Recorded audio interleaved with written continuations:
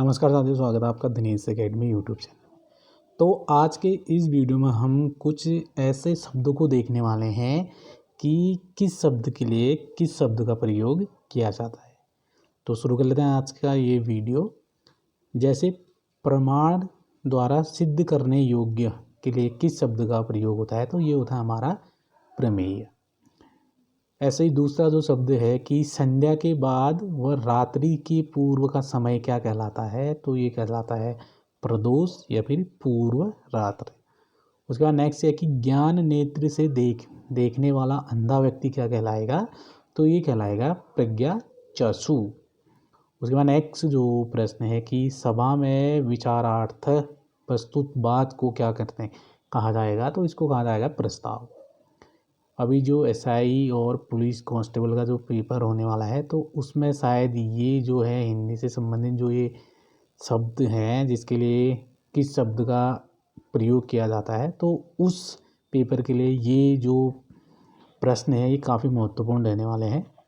तो इसको जो है वीडियो को अच्छी तरीके से आप सुने। तो नेक्स्ट जो प्रश्न है, सभा में विचारार्थ प्रस्तुत बात को क्या कहा जाएगा, तो ये प्रस्ताव।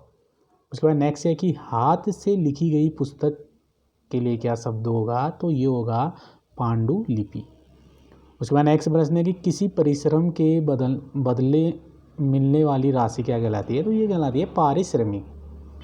उसके बाद नेक्स्ट है कि जिसका स्वभाव पशुओं के समान हो, तो उसके लिए क्या कहेंगे उसको, तो ये कहेंगे पाश्विक। उसके बाद नेक्स्ट प्रश्न है कि महीने के प्रत्येक पक्ष से संबंधित क्या होगा, तो ये होता है हमारा पाक्षिक।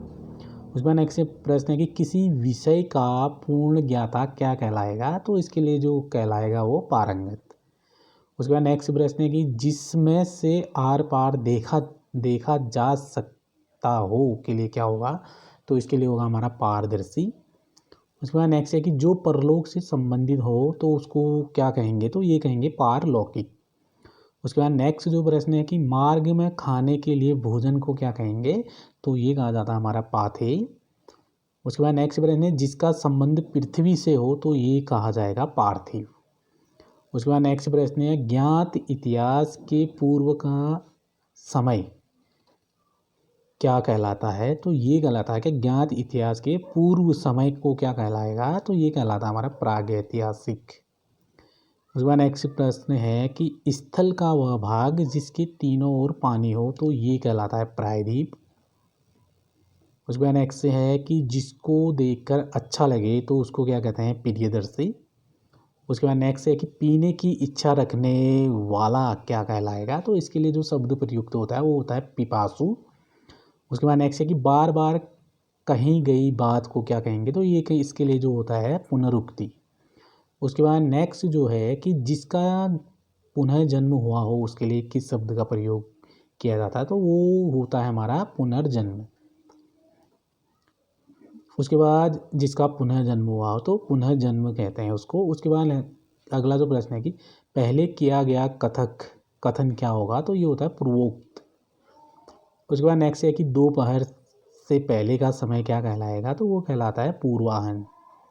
उसके बाद नेक्स्ट है कि प्राचीन इतिहास का ज्ञाता क्या कहलाएगा, तो ये कहलाता है हमारा पुरातत्ववेत्ता। उसके बाद नेक्स्ट है कि पीने योग्य पदार्थ को क्या कहते हैं, तो पीने योग्य पदार्थ को कहा जाता है पेय। उसके बाद नेक्स्ट जो है पिता एवं प्रपिताओं से संबंधित के लिए किस शब्द का प्रयोग होता है, तो ये होता है हमारा पैतृक। उसके बाद नेक्स्ट है कि जो संपत्ति पिता से प्राप्त हो उसके लिए उसको क्या कहेंगे उसके लिए, तो ये होता है पैतृक संपत्ति। उसके बाद नेक्स्ट जो है कि फटे पुराने कपड़े पहनने वाला क्या कहलाएगा, तो ये कहलाता है इसके लिए जो शब्द प्रयुक्त होता है फटीचर।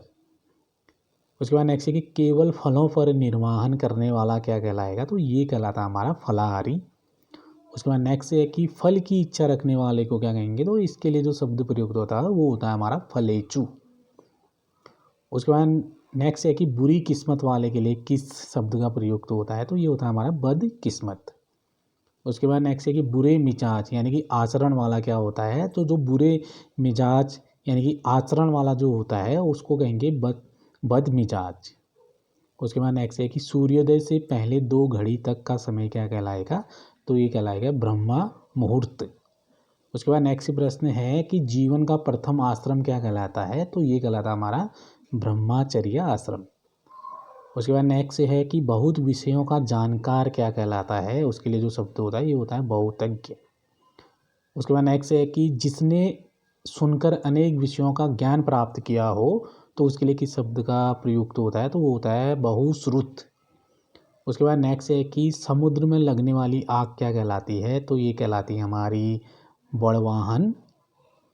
उसके बाद नेक्स्ट है कि जो अनेक रूप धारण करता हो उसके लिए क्या शब्द का प्रयोग होगा, तो वो होता है बहुरूपिया। उसके बाद नेक्स्ट है कि बहुत से देवताओं के अस्तित्व में विश्वास करने वाला मत क्या कहलाता है, तो वो कहलाता है बहुदेववाद। उसके बाद नेक्स्ट है कि काफ़ी अधिक कीमत के लिए किस शब्द का प्रयुक्त होगा, तो वो होगा हमारा बहुमूल्य। उसके बाद नेक्स्ट है कि अनेक भाषाओं को जानने वाला क्या कहलाता है, उसके लिए किस शब्द का प्रयुक्त होता है, तो होता है बहुभाषाविद। उसके बाद नेक्स्ट है कि रात का भोजन क्या कहलाएगा, तो ये कहलाता है बयालु या फिर रात्रि भोज। उसके बाद नेक्स्ट है कि जिस स्त्री के कोई संतान नहीं हो, यानी कि जिस स्त्री की कोई संतान नहीं हुई हो तो उसको क्या कहेंगे, बांझ। खाने का इच्छुक के लिए क्या होगा, बुबूचू। किसी भवनादि के खंडित होने के बाद पचे भाग को क्या कहते हैं, तो ये कहते हैं भग्नावशेष। उसके बाद नेक्स्ट है कि भय के कारण बेचैन के लिए किस शब्द का प्रयोग होता है, तो वो होता है हमारा भयाकुल। उसके बाद नेक्स्ट है कि भाग्य पर भरोसा रखने वाले के लिए किस शब्द का प्रयोग होता है, तो वो होता है हमारा भाग्यवादी। उसके बाद नेक्स्ट प्रश्न है कि जो भाग्य का धनी हो उसके लिए किस शब्द का प्रयोग होता है, तो उसको कहते हैं भाग्यवान। उसके बाद नेक्स्ट है कि दीवारों पर बने हुए चित्र क्या कहलाते हैं, तो इसके लिए किस शब्द का प्रयोग होगा, वो होगा भित्ति चित्र। उसके बाद नेक्स्ट है कि जो पृथ्वी के भीतर का ज्ञान रखता हो तो उसके लिए किस शब्द का प्रयोग होगा, तो वो होगा भूगर्भवेत्ता। उसके बाद नेक्स्ट है कि धरती पर चलने वाला जंतु क्या कहलाएगा, इसके लिए किस शब्द का प्रयुक्त होगा, तो वो होगा भूचर। उसके बाद नेक्स्ट है कि जो पहले था या हुआ उसको क्या कहेंगे, इसके लिए शब्द प्रयुक्त होगा भूतपूर्व। उसके बाद नेक्स्ट प्रश्न है कि धरती को धारण करने वाला पर्वत के लिए किस शब्द का प्रयोग होगा, तो वो होगा भूधर। उसके बाद नेक्स्ट है कि औषधियों का जानकार के लिए किस शब्द का प्रयोग होगा, तो वो होता है भेषज। उसके बाद नेक्स्ट प्रश्न है कि प्रातः काल पाया जाने वाला राग के लिए किस शब्द का प्रयोग होगा, तो वो होता है भैरवी। उसके बाद नेक्स्ट प्रश्न है कि सूर्योदय के पहले का समय क्या कहलाता है, इसके लिए किस शब्द का प्रयोग होगा, तो वो होगा भोर। उसके बाद नेक्स्ट देते हैं भूगोल से संबंधित के लिए किस शब्द का प्रयोग होता है, तो होगा भौगोलिक। तो इस वीडियो का लास्ट प्रश्न तो देख लेते हैं, फूलों का रस के लिए किस शब्द का प्रयोग होता है, तो वो होता है मकरंद। तो ये तो कुछ अनेक एक शब्द के लिए किस शब्द का प्रयोग किया जाता है, तो हिंदी से संबंधित ये क्यूज। यदि वीडियो पे पहली बार जुड़े हैं चैनल पे तो चैनल को सब्सक्राइब अवश्य करें और बेल आइकन घंटी के निशान का बटन भी आप दबाइए, जिससे कि दिनेश एकेडमी में जो भी नोट्स अपलोड होते रहे तो उसकी नोटिफिकेशन आप तक समय समय पर पहुंचते रहे। तो फिर मिलेंगे आपसे कुछ नए प्रश्नों के साथ, तो तब तक के लिए साथियों नमस्कार, जय हिंद।